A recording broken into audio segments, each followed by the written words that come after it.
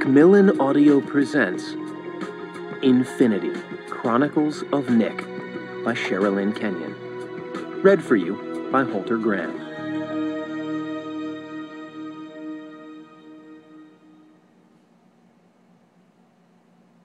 Prologue. Free will. Some have called it the greatest gift bestowed on humanity. It is our ability to control what happens to us, and exactly how it happens. We are the masters of our fate, and no one can foist their will on us unless we allow it. Others say free will is a crap myth. We have a preordained destiny, and no matter what we do or how hard we fight it, life will happen to us exactly as it's meant to happen. We are only pawns to a higher power that our meager human brains can't understand or comprehend. My best bud, Acheron, once explained it to me like this. Destiny is a freight train rolling along on a set course that only the conductor knows. When we get to the railroad crossing in our car, we can choose to stop and wait for the train to pass us by, or try to pull out in front of it and beat that bad boy across. That choice is our free will. If we choose to rush ahead, the car we're in might stall on the tracks. We can then choose to try and start the car, or wait for the train to plow into us. Or we can get out to run and fight the destiny of the train slamming into us and killing us where we stand.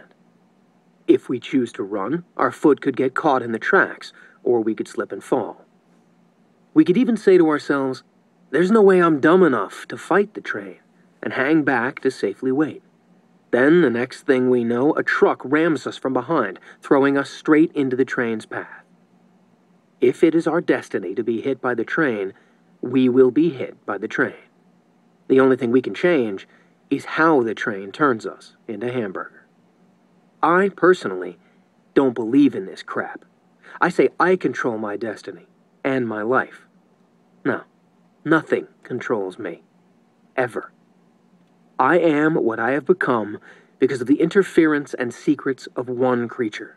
Had things been done differently, my life would have been a whole other enchilada. I would not be where I am today, and I would have had a life worth living, instead of the nightmare my life has become. But no, as I was keeping his deepest secrets, my best friend betrayed me and turned me into the darkness I'm learning to embrace. Our fates and destinies were mashed together by a freak event that happened when I was a kid, and I curse the day I ever called Acheron Parthenopaeus my friend. I am Nick Gaucher, and this is my life, and how things should have been. Chapter 1. I am a socially awkward man-dork. Nicholas Ambrosius Gaucher, you watch your language. Nick sighed at his mother's sharp tone as he stood in their tiny kitchen, looking down at the bright orange Hawaiian shirt. The color and style were bad enough. The fact it was covered in LARGE, pink, gray, and white trout, or were they salmon, was even worse. Mom, I can't wear this to school, it's... He paused to think real hard of a word that wouldn't get him grounded for life. Hideous. If anyone sees me in this, I'll be an outcast relegated to the loser corner of the cafeteria. As always, she scoffed at his protest. Oh, shush. There's nothing wrong with that shirt. Wanda told me at the Goodwill store that it came in from one of those big mansions down in the Garden District. That shirt belonged to the son of a fine, upstanding man, and since that's what I'm raising you to be... Nick ground his teeth. I'd rather be a delinquent no one picks on. She let out a deep sound of aggravation as she paused while flipping bacon.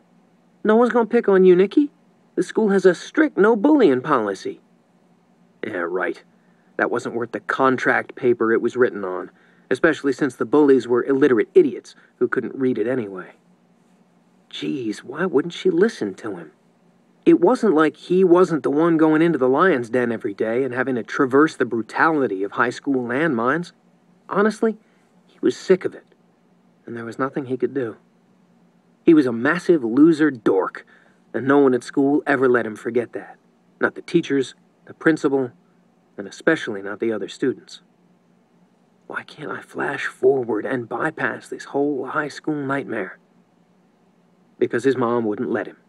Only hoodlums dropped out of school, and she didn't work as hard as she did to raise up another piece of worthless scum. It was a harped-on litany permanently carved into his brain. It ranked right up there with, be a good boy, Nicky. Graduate, go to college, get a good job, marry a good girl, have lots of grandbabies, and never miss a holy day of obligation at church. His mom had already road-mapped his entire future with no diversions or pit stops allowed. But at the end of the day, he loved his mom and appreciated everything she did for him. Except for this whole, do what I say, Nicky, I'm not listening to you because I know better thing she said all the time. He wasn't stupid, and he wasn't a troublemaker. She had no idea what he went through at school, and every time he tried to explain it, she refused to listen. It was so frustrating. Gah, can't I catch swine flu or something? Just for the next 4 years until he was able to graduate and move on to a life that didn't include constant humiliation. After all, the swine flu had killed millions of people in 1918, and several more during outbreaks in the 70s and 80s.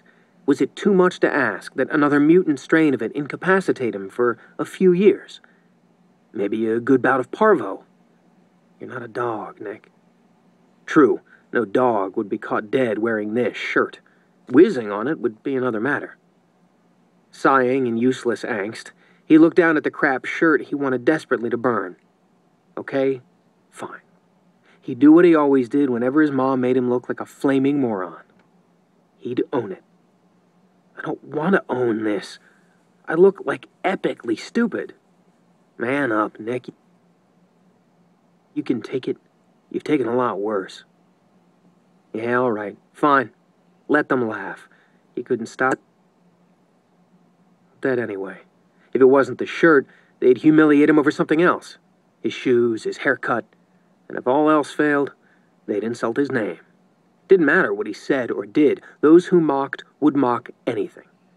Because some people were just wired wrong, and they couldn't live unless they were making other people suffer. His Aunt Menyara always said no one could make him feel inferior unless he allowed them to. Problem was, he allowed it a lot more than he wanted to. His mom set a chipped blue plate on the side of the rusted-out stove. Sit down, baby, and eat something. I was reading in a magazine that someone left at the club that kids score much higher on tests and do a lot better in school whenever they have breakfast. She smiled and held the package of bacon up for him to see. And look, it's not expired this time. He laughed at something that really wasn't funny. One of the guys who came into his mom's club was a local grocer who would give them meat sometimes when it expired, since all the guy did was throw it out anyway. As long as we eat it quick, it won't make us sick. Another litany he hated. Picking up the crispy bacon, he glanced around the tiny condo they called home. It was one of 4 that had been carved out of an old rundown house, made up of 3 small rooms: the kitchen, living room, his mother's bedroom, and the bathroom. It wasn't much, but it was theirs, and his mom was proud of it, so he tried to be proud too. Most days. He winced as he looked at his corner where his mom had strung up dark blue blankets to make a room for him on his last birthday.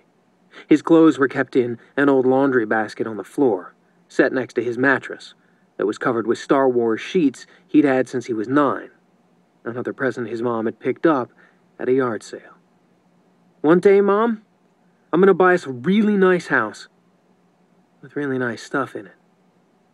She smiled, but her eyes said she didn't believe a word he spoke. I know you will, baby. Now eat up and get to school. I don't want you dropping out like me. She paused as a hurt look flitted across her face. You can see exactly what that gets you. Guilt cut through him. He was the reason his mom had dropped out of school.